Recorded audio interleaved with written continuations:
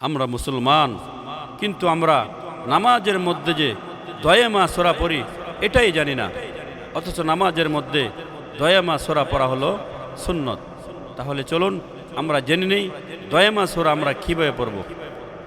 দয়ামা সূরা: আল্লাহুম্মা ইন্নী যালামতু নাফসি যুলমান কাসীরা ওয়ালা ইয়াগফিরুয যুনুবা ইল্লা আনতা ফাগফিরলি মাগফিরাতাম মিন ইনদিকা ওয়ারহামনি ইন্নাকা আনতাল গফুরুর রহিম।